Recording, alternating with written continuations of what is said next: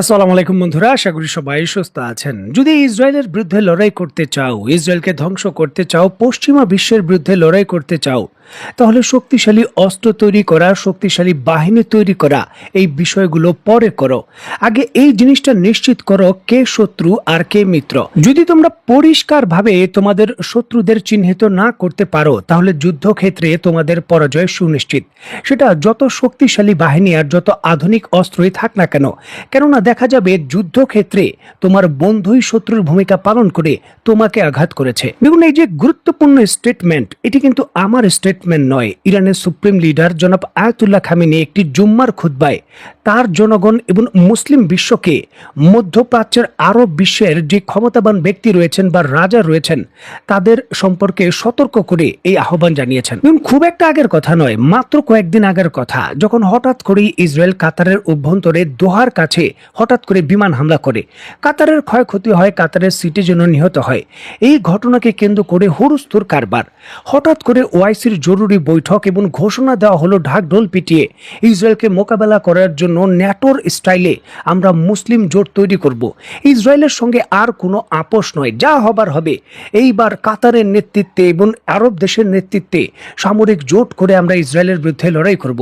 দেখুন, এই সকল কিছুই ছিল ধান্দাবাজি, তাদের নিজের সরকারকে ক্ষমতায় টিকিয়ে রাখা। কারণ তারা ভয় পেয়ে গিয়েছিল যে তাদের সরকার হয়তো উৎখাত করে ফেলবে যুক্তরাষ্ট্র এবং ইসরায়েল। যার জন্য কিন্তু অন্যান্য মুসলিম দেশ যেমন বাংলাদেশ, পাকিস্তান বা ইন্দোনেশিয়ার মতো বড় দেশ তাদের ব্যবহার করতে চেয়েছিল কাতার।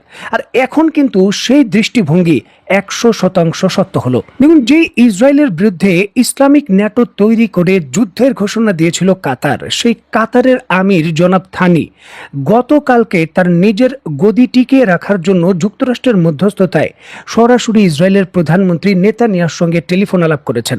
নেতানিয়াহু পরিষ্কারভাবে গ্যারান্টি দিয়েছেন যে আপনার সরকার এবং আপনার গদি একেবারে নিরাপদ, কোনো ধরনের হামলা এবং আপনাকে উৎখাত করা হবে না। এবং তিনি দুঃখ প্রকাশ করেছেন কাতারের ভেতরে হামলার ইস্যুকে কেন্দ্র করে। আর সাথে সাথেই কিন্তু কাতার মেনে গেছে। কাতার বলেছে যে আঞ্চলিক নিরাপত্তা রক্ষা করার জন্য ইসরায়েলের সঙ্গে তারা কাজ করতে আগ্রহী। সুতরাং এই যে ইসরায়েল ক্ষমা চাইল, এই বিষয়ে তারা অ্যাকসেপ্ট করে।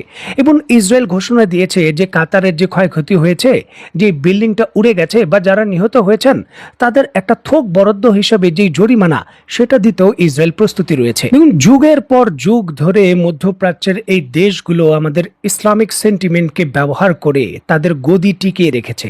এবং বর্তমানে কিন্তু বিষয়গুলো পরিষ্কার থেকে আরো পরিষ্কার হচ্ছে যে আমরা কি করে ধর্মীয় অনুভূতির কারণে তাদের যে রাজনৈতিক স্বার্থ রয়েছে সেখানে ব্যবহার হচ্ছে।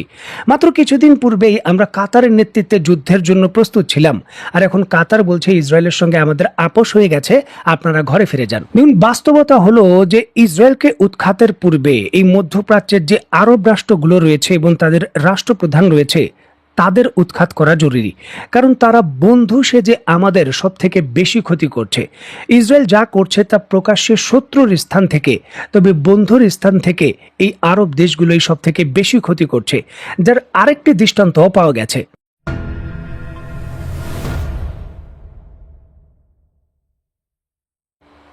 গাজা উপত্যকার আজকে আমরা যে পরিণতি দেখছি, গাজা উপত্যকার 70% অবকাঠামো ধ্বংস হয়ে গেছে, প্রায় 20 লক্ষের উপরে মানুষ বাস্তুচ্যুত। এই সকল কিছু হতে পেরেছে যুক্তরাষ্ট্রের সমর্থনে, বিশেষ করে ডোনাল্ড ট্রাম্পের সমর্থনের কারণে। আর এই ডোনাল্ড ট্রাম্পই গাজা উপত্যকার যুদ্ধ কথিতভাবে থামানোর জন্য নতুন 20 দফার একটা প্রস্তাব দিয়েছে। 20 দফার প্রস্তাবে ডোনাল্ড ট্রাম্প হামাসকে সাধারণ ক্ষমা ঘোষণা করেছেন, যে হামাসের বিরুদ্ধে আর কোনো অভিযোগ, বাস্তবিক অর্থে কোনো শাস্তিযোগ্য অপরাধ হবে না, যা করেছে ক্ষমা। তবে এর জন্য হামাসকেও একটি বড় পদক্ষেপ নিতে হবে। ইসরায়েলের বিরুদ্ধে আন্তর্জাতিক অপরাধ আদালতে যে মামলাগুলো করা হয়েছে, সেগুলো থেকেও ইসরায়েলকে অব্যাহতি দিতে হবে। মানে হামাসকে সাধারণ ক্ষমা, ইসরায়েলকেও ছেড়ে দিতে হবে। একেবারে নজিরবিহীনভাবে এই 20 দফার প্রস্তাবের সবথেকে গুরুত্বপূর্ণ এবং বড় প্রস্তাব হলো, যুদ্ধ থামার পর গাজা উপত্যকায় যে অন্তর্বর্তী সরকার গঠন করা হবে, সেই অন্তর্বর্তী সরকারের প্রধান হবেন ডোনাল্ড ট্রাম্প। মানে পরোক্ষভাবে আমরা বলতে পারি যে গাজা উপত্যকার প্রেসিডেন্টের দায়িত্ব ডোনাল্ড ট্রাম্প নিজে নেবেন। এবং এই শর্ত মানতেই হবে। মধ্যপ্রাচ্যের যে আরব দেশগুলো রয়েছে, সেই দেশগুলো এই প্রস্তাব মেনে নিয়েছে। গাজা উপত্যকার প্রেসিডেন্ট হবেন ডোনাল্ড ট্রাম্প। দেখুন, কাতারের আমির যখন টেলিফোনে আলাপ করেছেন এই ইসরায়েলের সঙ্গে, তখন ডোনাল্ড ট্রাম্প সরাসরি ইসরায়েলের প্রধানমন্ত্রীর সঙ্গে মধ্যপ্রাচ্যের অন্যান্য দেশের যে রাজনৈতিক নেতা রয়েছেন তাদের সঙ্গেও টেলিফোন আলাপ করেছেন এবং তারপরেই কিন্তু এই 20 দফার নতুন যে প্রস্তাব সেটা তৈরি করা হয়েছে।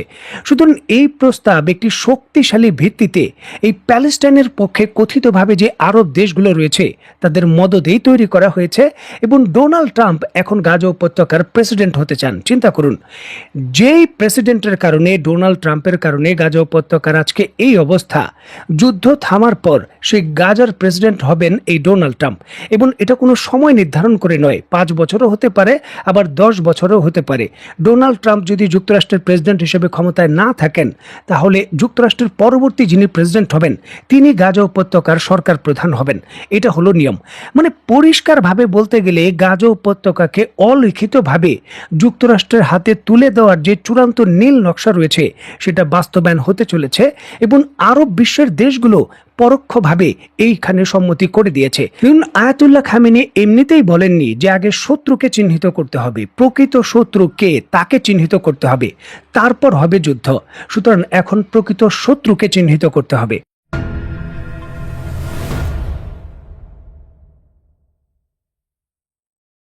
নতুন করে যুক্তরাষ্ট্র গাজা উপত্যকার যুদ্ধ শেষ করার জন্য বা কথিতভাবে থামানোর জন্য যে 20 দফা প্রস্তাব দিয়েছে এর অনেক দফায় হামাস একমত পোষণ করেছে। যুদ্ধ জরুরি ভিত্তিতে থামানো দরকার, গাজা উপত্যকাকে রিবিল্ড করা দরকার বা একটা স্থিতিশীল পরিস্থিতি তৈরি করার জন্য হামাসের পরিবর্তে নতুন একটা সরকার দরকার। সকল কিছুই হামাস এগ্রি করেছে। তবে ক্ষেত্রে হামাস পরিষ্কারভাবে জানিয়ে দিয়েছে ডোনাল্ড ট্রাম্প কখনোই গাজা উপত্যকার প্রেসিডেন্ট বা অন্তর্বর্তী সরকারের প্রধান হিসেবে দায়িত্ব পালন করতে পারেন না, কারণ তিনি নিরপেক্ষ নন, সরাসরি ইসরায়েলের পক্ষ। সুতরাং তিনি হতে পারেন না। এক্ষেত্রে নিরপেক্ষ কোনো ব্যক্তি হতে পারে, তাতে হামাসের কোনো আপত্তি নেই। তবে হামাসের অন্যতম শর্তে আরেকটি আপত্তি হলো হামাসকে নিরস্ত্র করার প্রস্তাব। হামাসের পক্ষ থেকে পরিষ্কারভাবেই বলে দেওয়া হয়েছে যে গাজা উপত্যকার যে নিয়ন্ত্রণ এবং ক্ষমতা প্রশাসনিক রয়েছে সে ছাড়তে সেটা রাজি রয়েছে। বিদেশি কোয়ালিশন ভাবে যে গভর্নমেন্ট গঠন হবে তার সঙ্গে কাজ করতেও সে রাজি রয়েছে। তবে কোনোভাবেই নিরস্ত্র হবে না, সে তার অস্ত্র জমা দেবে না, কারণ গাজা উপত্যকার যে স্বাধীনতার লড়াই রয়েছে সেটা এখনো শেষ হয়নি। যুক্তরাষ্ট্র নতুন কোয়ালিশন সরকার গঠন করে গাজা উপত্যকার পরিস্থিতি স্থিতিশীল করার জন্য কাজ করবে এমন ঘোষণা দিয়েছে। তবে গাজা উপত্যকা বা প্যালেস্টাইনকে স্বাধীন দেশ হিসেবে তারা স্বীকৃতি দেয়নি। প্যালেস্টাইনের পক্ষ থেকে হামাস পরিষ্কারভাবে বলেছে যদি গাজা উপত্যকা বা প্যালেস্টাইনকে রাষ্ট্র হিসাবে ইসরায়েল এবং যুক্তরাষ্ট্র স্বীকৃতি দেয় তাহলে তারা অস্ত্র সমর্পণ করবে। তখন হামাসের আর কোনো কাজ নেই। একটি রাষ্ট্রীয় কাঠামোর সরকার এবং রাষ্ট্রীয় বাহিনী তখন দেশের নিরাপত্তা নেবে। তখন বেসামরিক বাহিনী হিসাবে হামাস আর কাজ করবে না। তবে চূড়ান্ত স্বাধীনতা অর্জনের পূর্বে কোনোভাবেই তারা তাদের এই যে সংগ্রাম রয়েছে এক্ষেত্রে তারা আপোষ করবে না, পরিষ্কারভাবে জানিয়ে দিয়েছে। ইরানের পক্ষ থেকেও স্টেটমেন্ট দেওয়া হয়েছে, যেটা হাস্যকর বিষয়।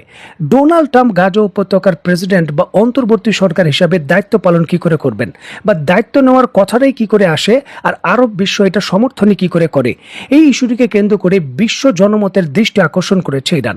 এখন দেখার বিষয় যে অন্যান্য মুসলিম দেশগুলো এই ইস্যুটিকে কেন্দ্র করে কি প্রতিক্রিয়া দেখায়। তো বন্ধুরা, আজকের মতো বিদায়। নতুন কোনো ভিডিও নিয়ে আবার দেখা হবে। সেই পর্যন্ত সবাই ভালো থাকবেন, সুস্থ থাকবেন এবং বাংলাদেশকে ভালোবাসবেন। আল্লাহ হাফেজ।